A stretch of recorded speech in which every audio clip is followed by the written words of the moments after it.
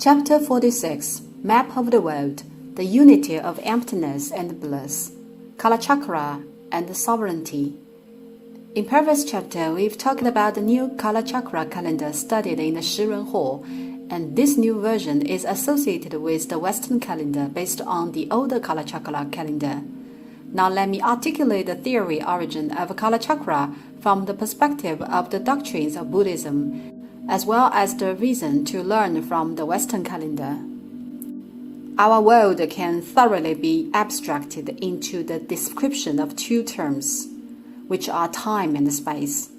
In other words, the concept of time and space is exactly our cosmology. Or, this is how we view and perceive the world. Materialist has the materialist cosmology. Christian has the Christian cosmology, and the Buddhist has the Buddhist cosmology. Time and space are two different perspectives to observe the world. Then various perspectives of time and space will arise to imagine a world, with which varieties of imaginary worlds and world maps come into being. I've ever started my course on philosophy of Buddhism with the world map of Buddhism, in which Triloka, Kamadhatu, Lubadhatu, and Alubadhatu, namely 33 realms, are depicted. In the center of Danchi of Yonghe Hall, number 21 on layout, there is a bronze smelu that portrays the worldly map I've mentioned. It is also ever since my lecture started the blueprint of all my courses with respect to the world map of Buddhism. The imaginary perspective to structure the world map of Buddhism is space, which is to be utilized to build realms layered one by another and ultimately point to the dogmas of religion, the three regions, and the six paths. Since the whole smelu represents part of the three regions, thus it aims to point out dogmas of religion, samsara, continuous metempsychosis, across the three regions and the six paths.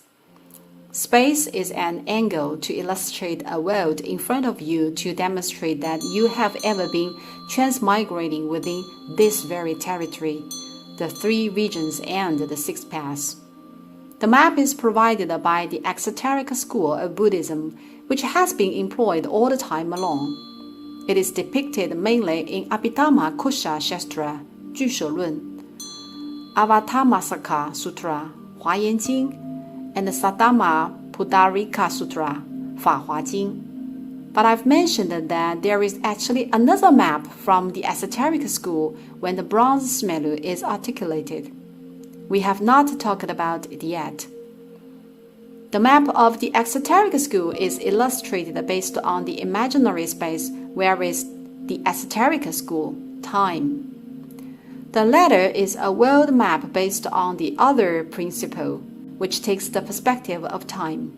Then the world is something driven by the wheel of time intends to lead to a principle on why a map of the world needs to be structured using the wheel of time.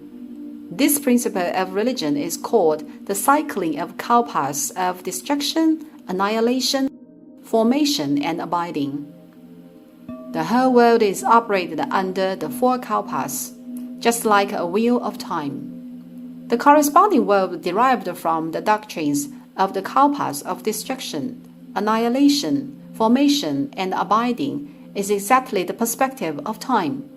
Therefore, the samsara of the three regions and the six paths is corresponding to the world viewed by time.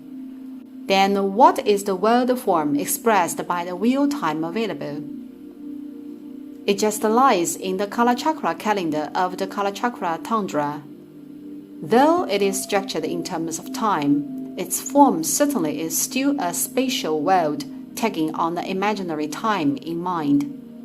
First, the center of this Buddhist world of Tundra is also the Sumelu Mount, which is treated as the center of a circle. It's been said that in esoteric school, there are 7 mountains and 8 seas arid in alternate as a circle rounding the Mount Sumelu. But the one in Tundra isn't the case. The Mount Sumelu in Tundra is just the center of a circle and then a circle is drawn with the radius of 50,000 yojanas.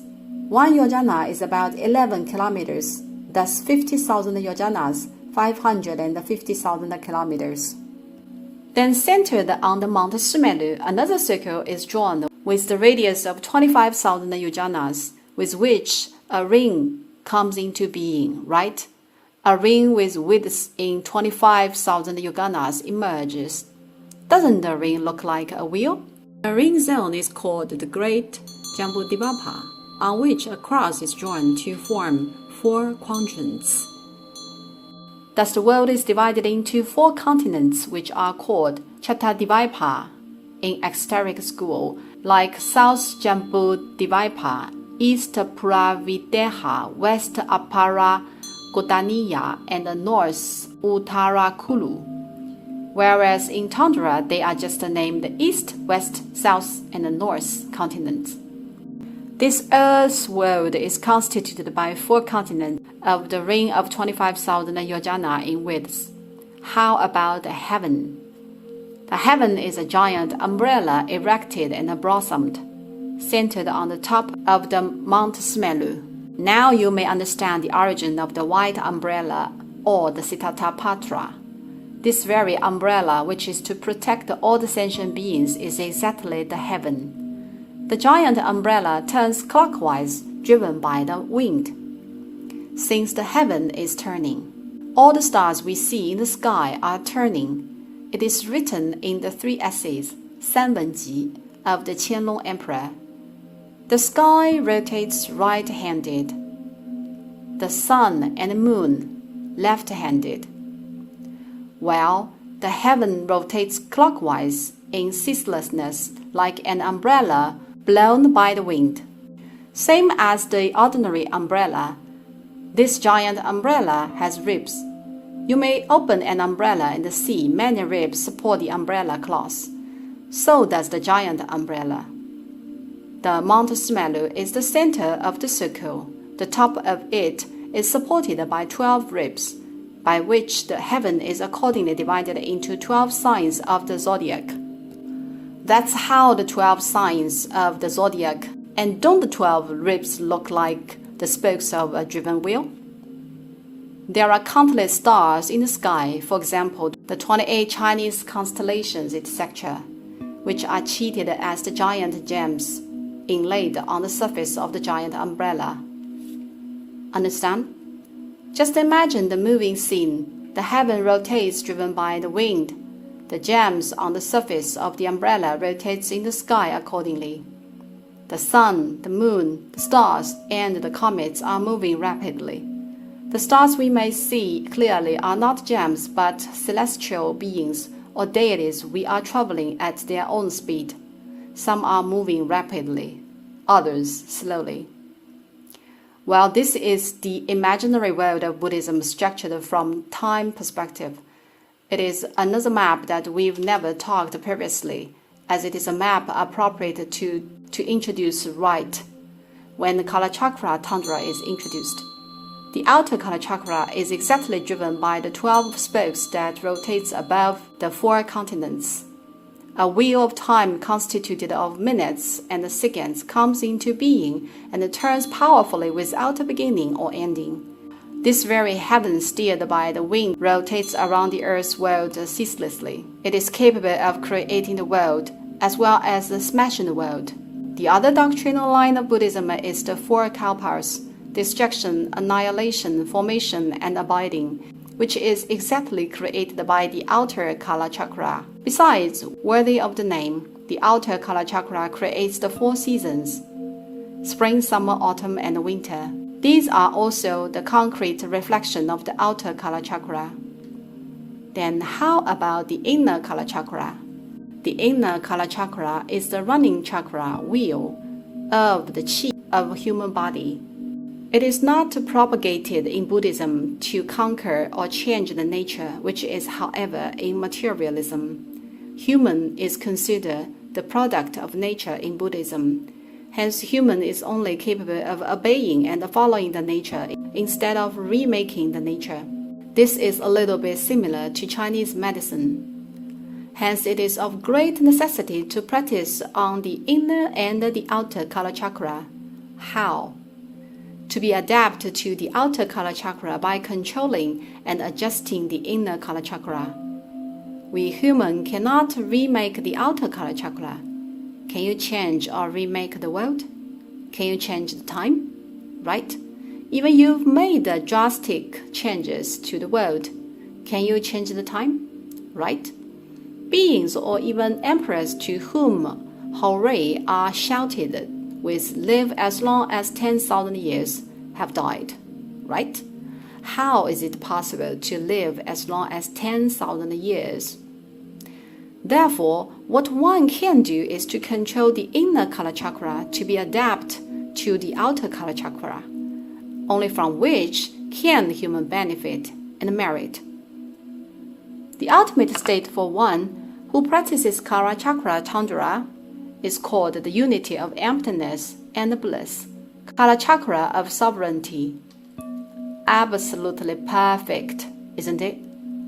I personally, from the bottom of my heart, admire the series of theory of Tibetan Buddhism which vividly reflects its view on the time and the nature. The theory seeks a final state which is to be adapted to the outer color chakra by controlling the inner color chakra. Right? We are unable to conquer the world, even it is granted that we are. Can you conquer the time? This very truth is sharply exposed by the Tibetan Buddhism, right? Assuming you may change the world dramatically, can you change the time? Can you live forever and not grow old? You can't. Thus, what you can do is to attain the state of the unity of emptiness and the bliss, Kala Chakra of sovereignty. The practice on the Kala Chakra Tantra is called the 6 branches individual Kala Chakra Tantra. We will not go further as it belongs to the scope of esoteric school. Based on the dependency relation between the inner Kala Chakra man and the outer color chakra nature, which is namely the unit of man and nature, its medicine science and astrology science are hooked to each other. That is to say, one should study both of the sciences as the fundamental theory, since the inner color chakra and the outer color chakra are undivided. Despite the fact, it is said that human has limitation. Even you are extremely talented, your life and energy is limited. It is quite impossible to master the 2 sciences simultaneously, and no one indeed has ever managed to. Thus, specialized course has to be offered eventually in Tibetan Buddhism. These 2 courses are separated into 2 parts: the inner color chakra, the whole perception on man, and the outer color chakra, the whole perception on nature. The Shirun Hall specializes on the outer color chakra, while the medicine hall, the inner color chakra. Thus, 2 halls stand in the Yonghe Palace face to face. One is the medicine hall, Hall of the Healing Buddha, and the other is the Hall of Mass, Shirun Hall. That's why these 2 halls are called specialized ones.